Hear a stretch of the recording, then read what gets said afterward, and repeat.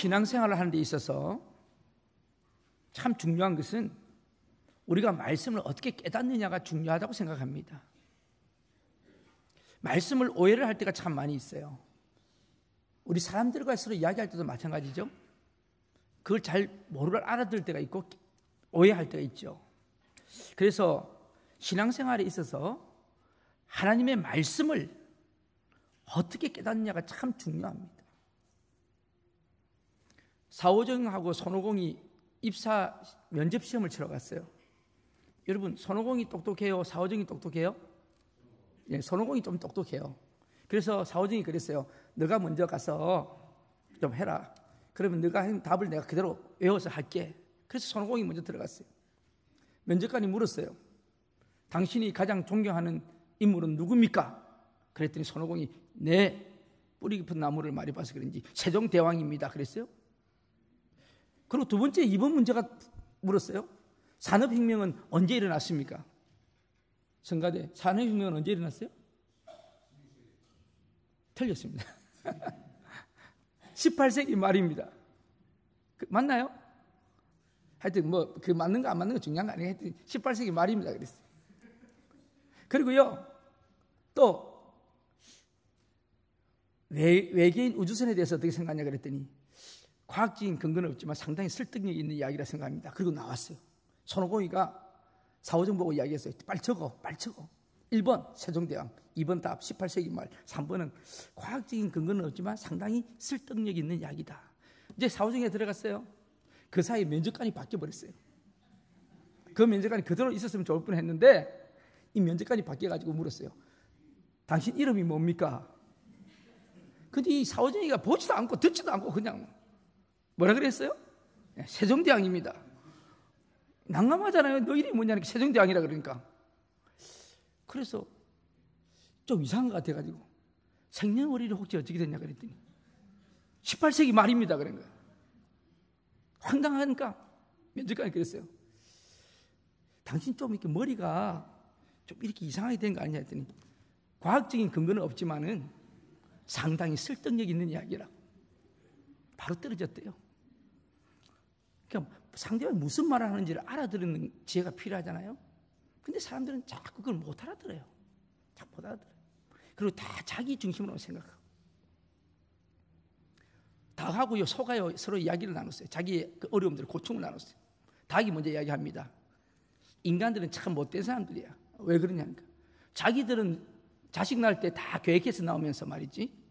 우리는 매일 알라라고 그러는데 낳기 싫으면 나오라 그러는데 참 나쁘다 그랬더니 소가 듣고 있다가요. 뭐라 그런지 아세요? 야, 그건 아무것도 아니야. 소가 그런 게 아니에요.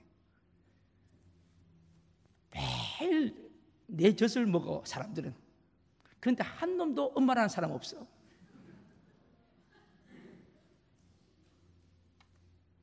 다 자기 중심으로 생각하는 거죠. 자기 생각으로 하는 거죠. 오늘 본문에 영적 어둠에 갇혀서 깨닫지를 못하는 두 부류의 사람들을 봅니다. 예수님이 하나님 뜻과 계획을 분명하게 보여주시는데도 그 본질을 놓치고 헤매는 사람들이 있어요. 두 부류예요. 한 부류는요, 바리새인과 사두개인, 서기관들이에요.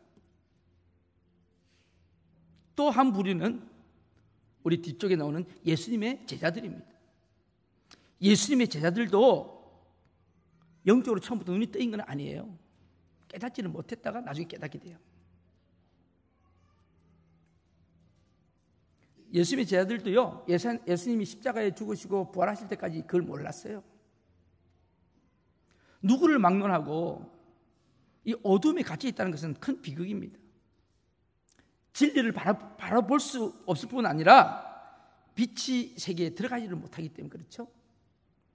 그래서 요한복음 1장 5절은 이런 상황을 두고 빛이 어둠에 빛이 돼 어둠이 깨닫지를 못하더라 그렇게 기록하고 있습니다. 이 말씀은 영적으로 어둡다는 것은 하나님을 떠난 것을 의미합니다. 하나님과 단절된 사람을 가리켜서 우리는 영적인 어둠에 있는 사람이라고 말합니다. 혹시 여러분 그런 경험 해보셨어요? 갑자기 밤에 전기가 나가지고 깜깜할 때가 있잖아요. 그죠? 어떤 때는 그냥 어디 동굴 같은 데 갔는데 깜깜해가지고 앞이 보이지 않을 때가 있잖아요. 그때 어떠세요? 마음이? 먼저 어둠이 오면 마음이 불안합니다. 어떤 사람도 다 마음이 불안합니다. 그리고 걱정이 됩니다. 여기서 내가 과연 어떻게 나갈 수 있을까? 어떻게 해야 될까? 하는 그런 두려움이 와요. 그리고 소망이 없어져요. 자꾸 소망이 없어져요.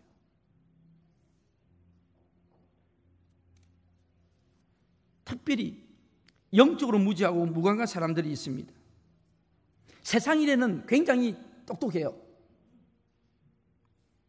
약삭 빠르면서. 그러나 영혼의 문제에 대해서는 굉장히 무관심한 사람들, 무지한 사람들이 있습니다. 이런 사람들을 에베소서 4장 18절에는 이렇게 표현합니다. 한번 읽어볼까요? 에베소서 4장 18절 우리 같이 한번 읽겠습니다. 그들의 총명이 어두워지고 그들 가운데 있는 무지함과 그들의 마음이 굳어짐으로 말미암아 하나님의 생명에서 떠나 있도다. 이런 사람들 가운데도 두 부류가 있어요. 한 부류는요, 그걸 깨우쳐주면 무지에서 벗어나는 사람이 있고, 깨우쳐줘도 그 말씀을 설명해줘도 벗어나지 못하는 사람들이 또 있습니다. 오늘 본문 말씀에서 말하는 이 바리새인들과 사두개인들과 서기관은 깨우쳐줘도 깨닫지를 못하는 사람입니다. 그러나 예수님의 제자들은 일시적으로는 영적으로 무지함이 있었지만 그걸 깨달아서 빨리 눈을 뜨고 있는 사람들을 부류에 들어갑니다. 우리는 어떻습니까? 오늘 이 아침에 예배드리는 여러분들은 어떠세요? 날마다 말씀 속에 깨달음이 있으십니까? 성령의 도우심으로 이 영적인 세계, 하나님의 세계, 진리의 세계에 늘 가까이 가고 있습니까? 오늘 본문 말씀을 통하여 우리를 비추어 보아야 합니다. 자, 본문 1절 말씀에 우리 같이 한번 들어가 보도록 하겠습니다. 1절 말씀 같이 읽겠습니다. 바리새인과 사두개인들이 와서 예수를 시험하여 하늘로부터 오는 표적 보이기를 청하더니, 여기에 바리새인과 사두개인들이 나타납니다. 이 사람들은 그 당시 유대의 종교 지도자들입니다. 누구보다도 예수님을 먼저 환영하고 예수님 오심을 기뻐했어야 할 사람들입니다. 그러나 이들은 예수님을 배척했습니다. 이들이 어떤 사람이었습니까? 먼저 이들을 보면은요, 끊임없이 예수님을 찾아왔어요. 주님을 만나요. 안 만난 거 아니에요.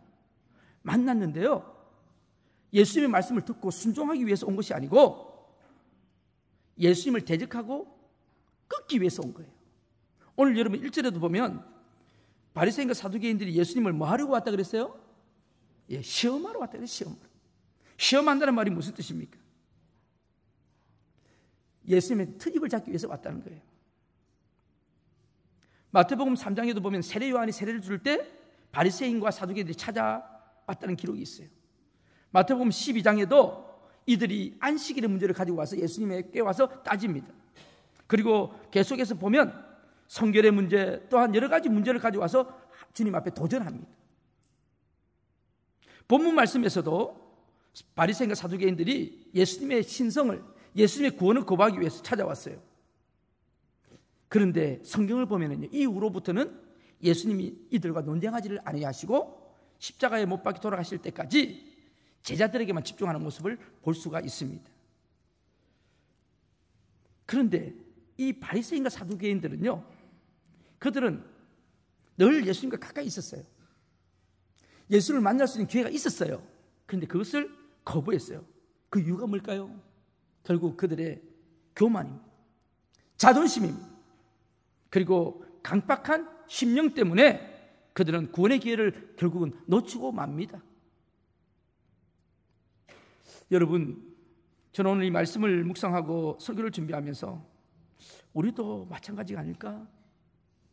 사실 교회 마당을 밟는 것은 중요하지 않습니다. 물론 교회 마당에 들어와야지 복음을 듣겠지만 건물을 왔다 갔다 하는 것만이 중요한 것은 아니라는 거죠. 우리는 자주 교회에 옵니다. 설교도 자주 듣습니다.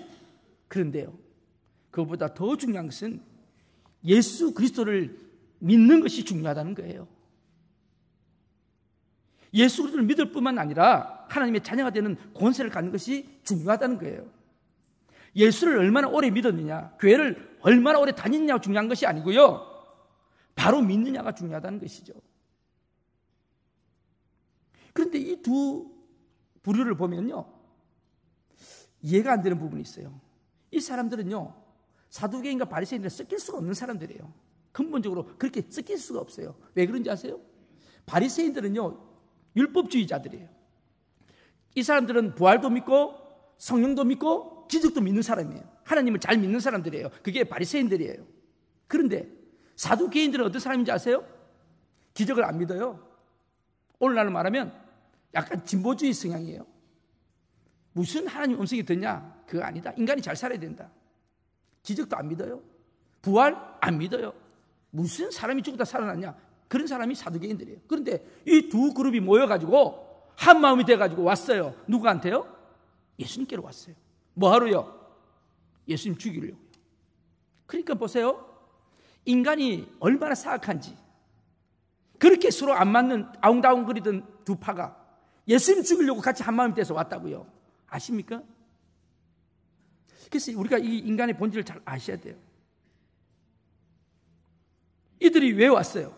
찾아온 목적이 뭐예요? 예수를 시험하기 위해서. 그리고 와서 뭐라고 이야기합니까? 자, 오늘 뭐라고 질문하죠? 우리 같이 다시 한번 1절 말씀해 보면 뭐라고 질문하죠? 우리 같이 읽겠습니다. 바리새인과 사두개인들이 와서 예수를 시험하여 하늘로부터 오는 표적 보이기를 칭했다. 이게 무슨 말이죠? 하늘로부터 오는 기적을 보여달라. 여러분, 지금 예수님이요, 엄청난 기적을 많이 행하셨어요. 지금 마태복음 16장입니다. 15장 이하에 보면 엄청난 기적이 일어나요. 오병이어 기적이 일어났죠. 그리고 가나안 여인의 딸, 귀신 들린 딸도 고쳤죠. 그 다음에 그 직전에 보면 4,000명을 오병 7병 2어로 먹인 사건이 바로 15장 마지막에 있어요. 그런데 이 바리새인들은요, 예수님의 이 기적들을 하나님의 힘이 아니고 귀신의 힘으로 했다고 갖다 붙입니다. 귀신의 힘으로 그랬다고. 그리고 사두개인들은요, 무슨 기적이 일어나냐? 내 눈앞에서 똑바로 보여봐라. 기적 보여봐라. 그럼 내가 믿을 테니까. 그러면서 시비 걸면서 왔다는 거예요. 이런 악의에 찬 질문을 하는 그들을 향해서 예수님 오늘 뭐라고 말씀하시죠? 자, 우리 같이 한번 예수님 오늘 뭐라고 말씀하시는지 오늘 우리 2절, 3절을 한번 같이 읽도록 하겠습니다.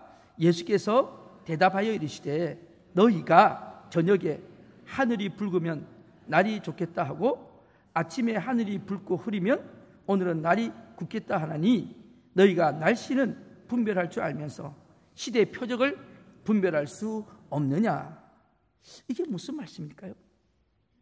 너희들이 세상적으로는 눈이 밝다 이거예요. 세상적으로는. 그런데 영적으로는 참 무지하다는 거예요.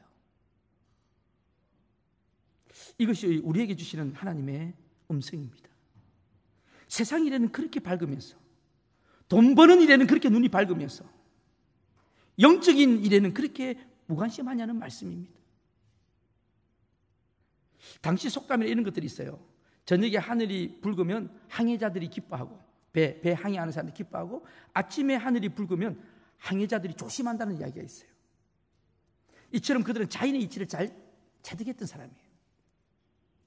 제가 우리 뉴질랜드 와가지고 새벽 예배 때 이러면 안개가 많이 끼었어요. 안개가.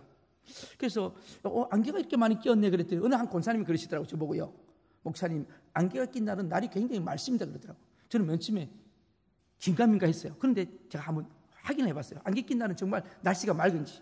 근데 정말 맑더라고요. 안개가 낀 날은 날씨가 참 햇빛이 나요. 여러분 아세요? 그걸 보면서 야, 인간의 이 자연적인 이치도 깨닫는구나. 제가 섬에 있을 때, 진도 그 섬에 있을 때 비가 오고 나면 바람이 많이 불어요. 섬은 항상.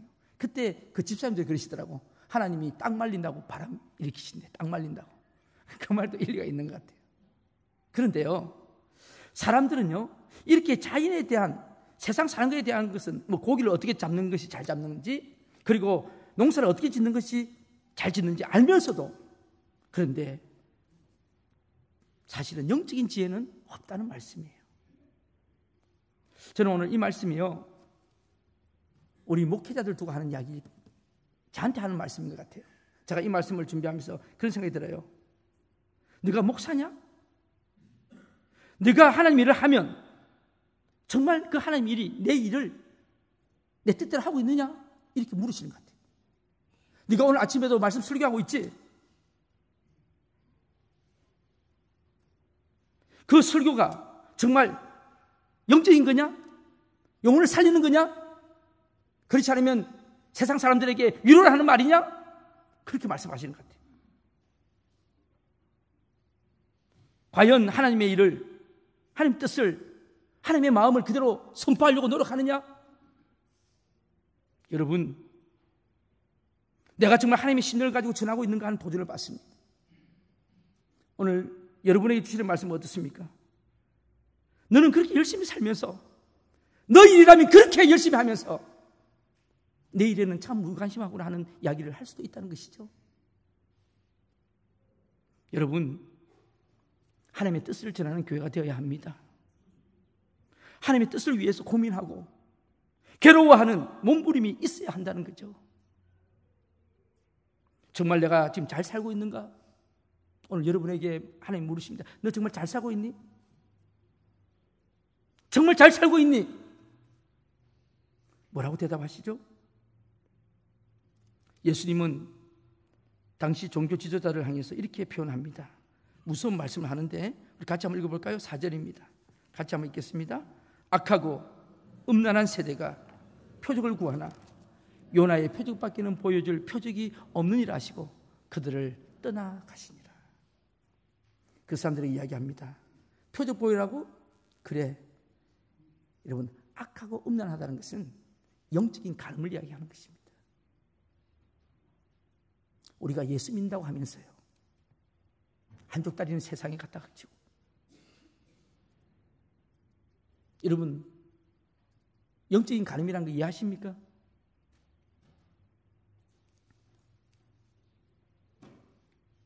그런 자들에게 예수님 말씀하십니다. 내가 보여줄 것은 하나님 표적 하나밖에 없는데, 그러시면서 오늘 하신 말씀이 그건 다른 기적이 아니고 요나의 기적이다, 요나의 표적이라고 말씀하십니다. 여러분, 요나의 표적은 구약 말씀으로부터 오는 표적입니다. 이상한 신비를 보여주신 것이 아니고 구약에 예언된 말씀을 하신 것입니다.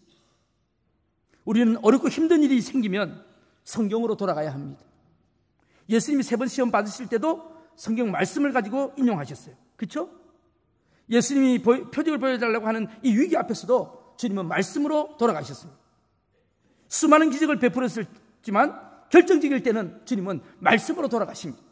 자, 이 요나 표적이 뭘까요? 마태복음 12장, 우리 말씀으로 한번 풀어볼게요. 마태복음 12장 39절부터 40절 말씀입니다. 우리 같이 한번 마태복음 12장 39절에서 40절 말씀 우리 같이 읽어보셔야 돼요. 같이 읽겠습니다.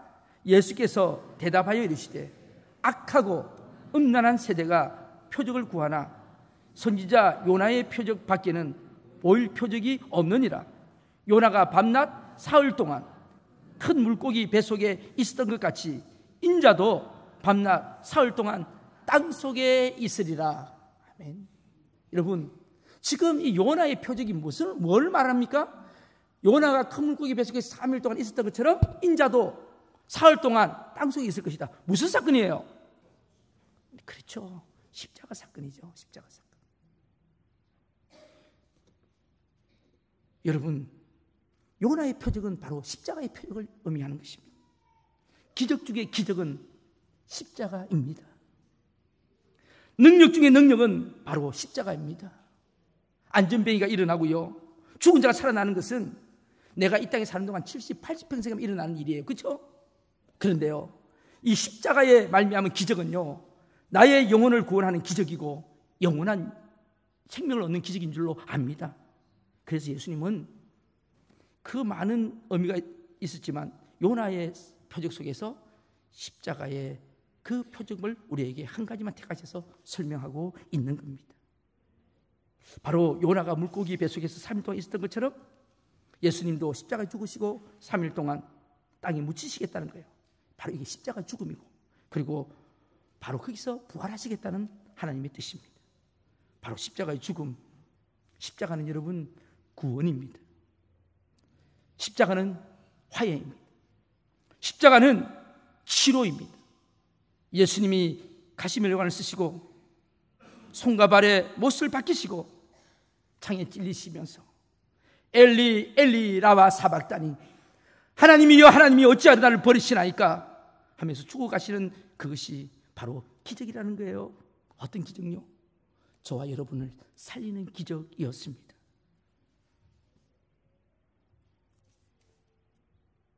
내가 너에게 보여줄 것은 승리의 계승가가 아니고 죽음이라는 겁니다. 죽음은 무슨 의미가 있습니까? 바로 우리의 모든 삶을 의미하는 거고 우리의 모든 죄를 용서함의 뜻인 줄로 압니다. 우리가 하나님의 자녀가 되는 권세를 갖는 것입니다. 그러나 사두개인과 바리새인들은 그것을 이해할 수 없었습니다. 그러나 여러분, 저와 여러분은 오늘 이 아침에 그 십자가를 이해해야 합니다. 예수 그리스도의 십자가를 믿어야 합니다. 부활하신 예수님을 믿어야 합니다. 바로 이것이 신앙입니다. 근데 저는 참 안타깝게도 오늘 4절 마지막 말씀이 참 마음에 와닿습니다. 여러분 4절 하반절에 보세요. 표적이 없는 일을 하시고 그들을 어떻게 해요? 그들을 어떻게 해요? 떠나가시니라. 떠나가시니라. 참 마음이 안타깝습니다. 그들도 기회가 있었는데요. 그들도 주님을 만날 수 있는 기회가 있었는데요. 결국은 깨닫지 못하니까 주님이 떠나가시니라. 사랑하는 성도 여러분, 지금 예수님이 우리와 함께 계심을 감사해야 합니다. 그러나 사두개인과 바리새인들은, 서기관들로부터 예수님은 떠나시고 말았습니다. 그들의 교만함과 악한 마음 때문에, 강박한 마음 때문에 깨닫지 못했던 것입니다. 참 슬픈 일입니다. 오늘 이 아침에도 주님의 십자가가 선포되고 예수의 은혜가 선포되는데 우리가 깨닫지 못해서 이 비밀을 모른다면 어떨까요? 그러나 만약에 이걸 깨닫는 분이 계시다면 우리는 복받은 사람들입니다. 몸만 왔다 가고 예배는 하고 가면 무슨 소용이 있겠어요? 마음이 있어야죠. 마음이요. 하나님을 만나야 합니다. 십자가가 우리 영혼에서 살아 움직여야 합니다. 그래서 제가 여러분에게 너무 신앙생활 습관적으로 하지 말라 그랬죠. 물론 좋은 습관은 괜찮습니다. 그런데 습관적으로 하는 것은 감동이 없어요. 여러분 오늘 아침에 오실 때 다 양치질 하셨죠? 양치질 하시면서 이런 분 계세요. 아름다운 양치질이요. 아름다운 내 치아요. 감격스럽다. 그러면서 양치질 하시면 혹시 계세요? 아무 생각 없이 막 하잖아요. 뭐. 세수하실 때 여러분 그러세요. 아름다운 내 피부요. 뭐 그런 사람도 가끔 있긴 있어요. 그런데 세수할 때 뭐 머리 감으면서 뭐 그렇게 하시는 분 없잖아요. 감동스럽게. 그냥 하잖아. 막. 왜 그럴까요? 습관적으로 하거든. 습관적으로. 근데요. 예배도요. 예배도 그래요. 예배도.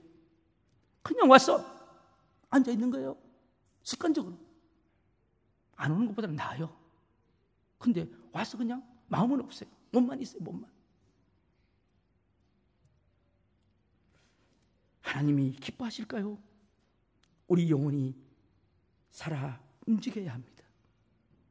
오늘 이 아침에 저는 하나님 앞에 간절히 기도하면서 이 말씀을 전하는 겁니다. 우리 성도들이 예배 드릴 때마다 뭔가 마음에 도전이 있게 하옵소서. 뭔가 마음에 꿈틀거림이 있게 하옵소서. 말씀에 도전이 되어서 그 말씀이 반응이 있게 하여 주시옵소서. 여러분 반응이 없으면요 죽은 거거든요. 그래서 예수님이요 우리에게 이 말씀을 떠나십니다. 그리고 난 이제 두 번째 그룹이 나옵니다. 그게 누구냐면 바로 제자 그룹. 자 여러분 5절 6절 같이 읽도록 하겠습니다. 5절 6절. 제자들이 건너편으로 갈 새 떡 가져가기를 잊었더니 예수님께서 이르시되 상가 바리새인과 사두개인들의 누룩을 주의하라 하시니.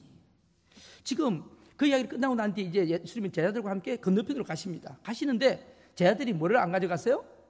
도시락을 안 싸고 갔어요. 도시락. 뭐 빵을 좀 준비해 가는데 안 가져간 거예요. 그래서 제자들은 빵을 안 가져왔네? 그렇게 생각하고 있는데 예수님이 말씀하시는 거예요. 얘들아 바리새인과 사두개인의 누룩을 조심해라. 누룩이 딱 나오니까 제자들은 뭔지 알았어요? 떡 이야기하는 거야. 떡. 그래서 제자들이 뭐라 그래요? 떡을 안 가져왔는데요? 여러분 생각해 보세요. 이 영적인 무지를 한번 아시겠어요, 여러분들?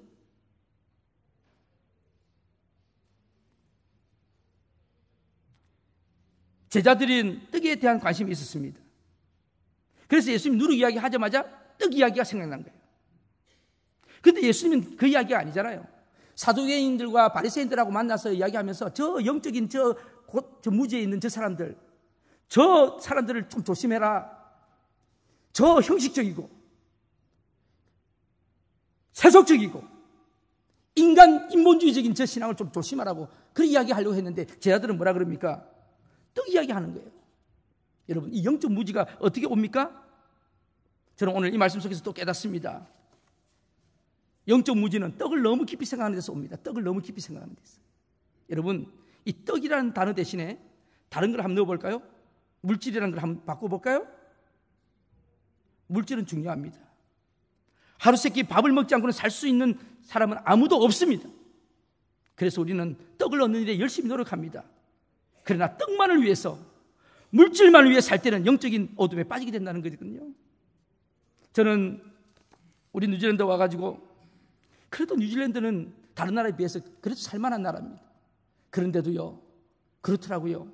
통장에요, 돈이 점점 떨어져 나가니까요, 불안하더라고요.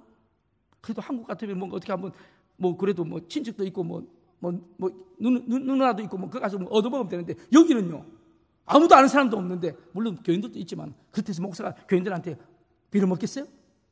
그거 어떡하게요? 불안하더라고요. 갑자기 큰 돈 생길 일이 생기면 어떡하지? 그럼 불안하더라고요. 그러니까 물질은요, 굉장히 영향력이 있는 겁니다. 모든 시대를 통하여 떡이라고 상징되는 문제가 인간에게는 항상 절대적인 고민을 안겨준다는 사실을 우리는 잘 알고 있습니다. 특히요, 오늘은 어디서 자야 되나? 잘 데가 없는 사람들. 내일은 무엇을 먹어야 하나? 1년, 2년 후에 내 직장 생활은 어떻게 될까? 이제 우리 자녀들은요, 내가 대학교를 무슨 과를 지나야 될까? 몇 년 후에 내 인생은 어떻게 될까? 10년 후에 나는 어떻게 될까? 우리 가정은 어떻게 될까? 그런 걱정 속에서 매일매일 살아갑니다. 그렇지 않나요? 이것이 인간입니다. 이것이 바로 제자들이 떡 가져가기를 잊어버렸다고 하는 단순한 사실에서 우리가 생각할 수 있는 여러 가지 현상들이에요.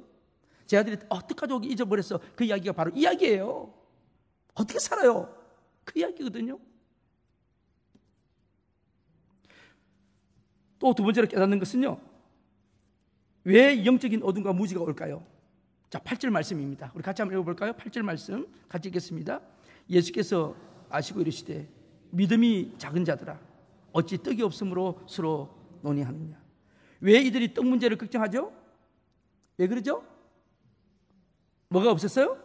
예, 믿음이 부족했기 때문입니다. 여러분, 믿음이 없으면요, 하나님이 생각나지 않습니다. 여러분, 잘 들으세요. 믿음이 없으면요, 하나님이 생각나지 않습니다. 사람이 생각납니다. 자꾸 사람만 생각납니다. 물질이 생각납니다. 요즘 자꾸 사람만 생각나고 물질만 생각나시는 분들 한번 체크해 보세요. 그리고요, 이러한 예는 성경에서도 많이 볼 수 있어요. 아브라함이요, 하나님을 딱 떠나니까 갑자기요, 자기 와이프 사라가 예쁘게 보여요. 아십니까? 갑자기 예쁘게 보여요. 왜 저렇게 예쁘지? 저렇게 예뻐가지고 나 죽겠다. 마누라 때문에 죽겠다. 여러분, 나이가 7, 80된 여인이 예쁘면 얼마나 예쁠까요? 제가 그런 생각도 해봤는데 하여튼 그래요. 그래가지고 저 사람 때문에 내가 죽겠다 그러면서 거짓말을 막 하고. 여러분, 하나님 떠나게 되면 갑자기 걱정이 생깁니다. 이유 없는 걱정이 생겨요. 일어나지 않을 일도 막 걱정이 생겨요. 갑자기 암이 오면 어떡할까? 여러분, 그런 걱정하지 마세요. 어떤 분이요, 뭐만 하면 암이라고 생각하는 분이 있었어요. 그 의사를 찾아갔대. 그 의사 선생님이 그랬대요. 선생님, 한국에서 교통사고로 죽는 사람이 암으로 죽는 사람보다 2배가 많습니다. 오늘 가다가 차 받치지 않도록 조심하세요 그랬다. 근데 매일 그래요. 뭐만 조금 하면 걱정이 돼요. 왜요? 믿음이 없거든요. 그래서 여러분, 믿음이 없으면은요, 환경의 지배를 당하기 시작합니다. 믿음이 없으면은요, 물질로 돌아가게 되어 있습니다. 이거는 맞는 것 같아요. 그래서 마태복음 13장에도 보면 예수님이 고향에서 기적을 베풀지 않았어요. 왜 그런지 아세요? 믿음이 없기 때문에. 예수님을 한 인간으로 보고 믿지 않았기 때문에 기적을 일으키지를 못했다 그랬어요. 그리고요, 마태복음 14장에 오면 광풍이 불어가지고 배가 막 침몰되기 직전에 주님이 걸어오십니다. 물 위로 걸어오십니다. 그렇죠? 그때 걸어오실 때 베드로가 봤어요. 귀신인 줄 알았더니 보니까 주님이야. 주님, 저도 걸어오게 하옵소서. 그게 주님 뭐라 그랬어요? 와라, 걸어와라. 근데 걸어오다 보니까 딱 말끔 내진데 옆에 파도, 물길 때문에 두려워서 그냥 물에 빠져버립니다. 그때 주님이 베드로 손을 붙잡으면서 뭐라고 말씀하십니까? 믿음이 작은 자여 왜 의심하느냐? 왜 의심하느냐? 여러분, 우리 모습 아닌가요? 뭔가 믿고 나가려고 했는데, 그런데 갑자기 그 순간 상황을 보니까 이게 아니거든요. 저도 그래, 저도 새벽마다 주님, 지금 제가 목회 이렇게 하고 있는 것이 하나님 기뻐하십니까? 혹시 잘못된 건 아닙니까? 새벽마다 몸부림쳐요. 이게 하나님 뜻이면 잘 돼야 되는 건데, 주님이 잘 된다 했는데도 또 계속 물어봅니다. 잘 될까요? 어느 날에는 그러시더라고요. 잘 된다 했잖아 내가. 그래도요, 이게 인간의 마음이거든요. 여러분, 믿음이 없으면 영적인 세계가 느껴지지도 않고 보이지도 않습니다. 믿음이 없는 이유는요, 의심 때문에. 의심이 생기거든요. 자꾸요. 의심은 어디로부터 옵니까? 사탄으로부터 옵니다. 그래서 여러분, 사람을 잘 믿지 못하는 그것도 잘 생각해 보세요. 무슨 사람 말하면 계속 믿지 못하는 사람들이 있어. 저건 다 거짓말이야. 벌써 사탄의 영에 사로잡혀 있는 사람들이 그래요. 의심은 하나님을 거부하는 데부터 생깁니다. 여러분, 하나님을 거부하게 되면 의심이 옵니다. 짐 그레이엄 목사님이 예배에 대해서 이런 예를 하나 들어주셨는데 참 기가 막힌 예를 들어주셨어요. 한번 잘 들어보세요. 태양은 항상 비친다. 맞아요? 맞아요? 안 맞는 모양이네. 태양은 항상 비친다. 맞아요? 예. 그런데 태양의 빛이 내게, 그러나 커튼을 닫아두면 태양의 빛이 내게 비칠 수가 없다. 맞아요? 마찬가지로 하나님은 항상 계십니다. 맞아요? 이건 정말 대답이 없네. 하나님은 항상 계십니다. 아멘. 아니, 좀 한번 해보세요. 아멘이라고. 기분 나빠도 한번 해보세요. 자, 하나님은 항상 계십니다. 할 수 있네. 다시 이번에 마지막으로 한번 묻겠는데요.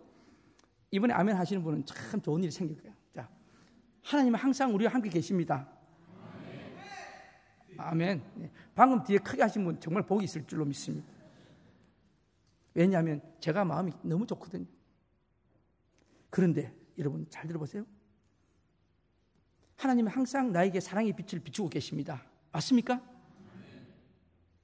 내 마음이 커튼이 닫아지면, 내가 마음 커튼을 닫아버리면 우리는 하나님의 그 빛과 영광을 볼 수가 없다는 거예요.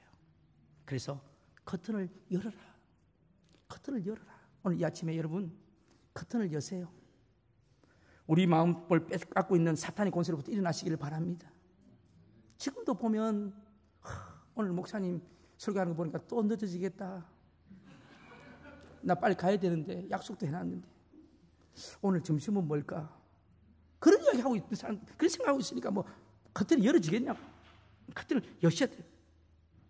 그리고 하나님의 빛이 우리에게로 들어오게 하셔야 합니다. 마지막으로요, 9절 10절 말씀입니다. 우리 같이 읽겠습니다. 너희가 아직도 깨닫지 못하느냐? 떡 5개로 5,000명을 먹이고 주운 것이 몇 바구니며 떡 7개로 4,000명을 먹이고 주운 것이 몇 광귤인지를 기억하지 못하느냐? 오늘 우리에게 주시는 말씀이에요. 여러분, 지금 오병이어로 5,000명을 먹이는 사건이 오래된 사건입니까? 얼마 전의 사건이잖아요. 지금 15장 직전에는 4,000명을 먹인 사건이 기록되어 있어요. 제가 설교를 안 해서 그렇지. 있어요. 그런데요, 그 사실을 그냥 잊어버린 거예요. 우리가 여기서요, 영적인 무지와 어둠은 어디서 오느냐? 예수님이 하신 일을 자꾸 잊어버리는 데서 오는 겁니다. 그러면 여러분, 믿음이 뭘까요? 믿음은 하나님이 하신 일을 기억하고 그 일을 오늘 나한테 현재화시키는 것이 믿음입니다. 오늘 하나님, 예수님이 하신 일들을 기억하는 거예요. 우리 인간은 참 약합니다. 그래서 자꾸 회상해야 돼요. 자꾸 이렇게 생각해야 돼요. 어저께도 우리 집사님 한 분이 수술 받으셔서, 그 전날 어제 수술 받으셔서 온몸이 이제 수술은 잘 됐는데, 제가 가서 보니까 기도하러 갔더니 이게 신경이 좀 입이 막 탁탁 떨고 계셔. 그래서 제가 깜짝 놀라가지고 왜 그러냐, 이거 왜 이러냐고 했더니 설명하시는데, 수술은 잘 끝났는데요, 엉뚱하게도 자꾸 속이 이렇게 구토가 일어나는 것 같아가지고 주사를 한 대 맞았는데 그 주사가 부작용이 나가지고 이게 막 몸이 그렇다는 거예요. 여러분, 우리 인간의 육신이 얼마나 연약한지 아십니까? 주사 한 대예요, 여러분. 왔다 갔다 합니다. 정말 허무합니다. 그래서 여러분, 인간의 육신을 믿지 마세요. 인간의 육신 너무 그렇게 생각하지 마세요. 그래서 여러분, 우리가 하나님 의지하지 못하면요, 참 약한 게 우리 인간이거든요. 금방 잊어버립니다. 금방. 여러분, 우리나라요, 성수대교 무너졌을 때 난리치더니 금방 잊어버리고, 삼분백까지 금방 잊어버리고, 다 잊어버립니다. 세월호 금방 잊어버립니다. 여러분, 금방 잊어버려요. 물론 잊어버려야 또 약도 되겠지만, 그러나 믿음이라는 걸 잊어버리는 게 아니에요. 하나님의 역사를 생각하는 거예요. 오늘 이 아침에 과거에 나를 위해 하신 그 주님의 그 일들을 오늘 성령을 통해서 현자시키는 것이 믿음입니다. 여러분, 믿음 생활을 잘 하시기를 바랍니다. 이스라엘 사람들은요, 모이면, 안식일날 모이면 할아버지, 아버지, 손주가 3대가 모여요. 모여가지고 무슨 이야기 하는지 아세요? 맨날 하는 이야기, 그 이야기예요. 우리 민족을 하나님이 사랑하셔서 애굽에서 탈출시키셨다. 그리고 그 6월절 날 밤에 다 죽였는데 우리 민족은 안 죽였다. 양을 잡아서 피를 발라서 안 죽였다. 그 하나님이 너의 하나님이다. 우리 하나님이다. 여러분, 그래서 유대인들은요, 세대차가 없어요. 왜냐하면 텍스트가 성경이거든요. 우리는 만나면 세대차 나잖아요. 힙합 이야기하면 아빠는 못 알아듣고 할아버지는 더 모르고. 그러니까 할아버지하고 말이 안 된대, 말이. 왜 안 될까요? 환경, 세상 이야기 하니까요. 근데 이스라엘 유대인들은요, 그 이야기를 꼭 해요. 식사 시간에 하고. 그래서 여러분, 디저트 발달이, 유대인들이 참 발달이 되어 있어요. 여러분, 베스킨라빈스가 알아요? 베스킨라빈스가 뭔지 아세요? 무슨 이름이에요? 아이스크림 이름이죠. 그 창업자가 누구냐면 유대인이에요. 여러분, 허쉬 초콜릿이라고, 허쉬 초콜릿. 그 초콜릿 창업주가 바로 그 만드는 사람이 유대인입니다. 여러분, 그 도넛 있잖아. 그 단 도넛 있잖아. 그 단 거 있잖아. 던킨, 그것도 유대인이 한 거예요. 던킨. 무슨 말이냐면, 다 그런 대화 속에서, 그러면 우리가 디저트를 뭐를 개발해야 될까? 대화 속에서. 여러분, 유대인의 교육을 학교에서 되는 게 아니고 바로 식탁에서 시작된다는 거 아십니까? 신앙의 훈련은요, 그래서 신앙의 훈련은 교회가 필요한 거예요. 교회가 필요한 거예요. 저는 깜짝 놀란 거는 저번에 우리 드림아이를 하는데 아이가요, 이 핸드폰에서 손을 못 대. 핸드폰에 손을 못 대. 그랬던 애가 하나 있어. 근데 드림아이 와가지고 얼마나 재밌게 놀다 갔는지 핸드폰 나눠고 가버렸어. 전화가 온 거야. 나 핸드폰 나눠고 왔다고. 무슨 말인지 이해됐어요? 저는 그걸 보면 깜짝 놀랐어요. 자기 아빠랑 신발 사러 가야 되는데, 신발 사러. 그 신발 사러 가야 되는데, 그래서 선생님이 그랬대. 아빠랑 신발 사러 천천히 놀다 와라 그랬더니, 저기 좀 더 먼 데 가면 세일하는 데가 있는데, 거기 가면 신발도 싸게 사는데, 거기 안 간대. 여기 가야 되기 때문에. 그래서 가까운 데 가서 비싸 주게 샀다는 이야기를 내가 들었어. 여러분, 저는요, 정말 우리 아이들 하나하나를, 내가 그랬어요. 우리 드리마이 선생님들한테 아이들 하나하나를 예수님처럼, 그리고 그 영혼을 위해서 기도하고 붙잡고, 그 아이가 앞으로 어떤 인물이 될지 우리는 모른다 이거죠. 여러분, 사과 속에 씨앗이 몇 개 있는지 알아도 그 씨앗 속에 사과가 몇 개 있을지는 아무도 모르는 줄로 압니다. 우리가요, 하나님 앞에 신앙 훈련이 뭡니까? 뭡니까? 저는요, 참 중요하다고 생각합니다. 신앙이 뭡니까? 하나님 우리에게 베풀어 주셨던 사건을 성령을 통해서 회상하는 것이고, 또 현재화시키는 것이 그게 신앙생활입니다. 여러분, 오늘 우리가 하나님 앞에서 그렇게 살 수 있는 저와 여러분 되시기를 바랍니다. 마지막 시편 116편 말씀을 우리 읽으면서 말씀을 한번 마치려고 하는데, 시편 116편 8절 말씀입니다. 우리 같이 한번 읽겠습니다. 주께서 내 영혼을 사망에서, 내 눈을 눈물에서, 내 발을 넘어짐에서 건지셨나이다. 그리고 계속 이야기합니다. 자, 그 다음에 12절, 14절 같이 읽겠습니다.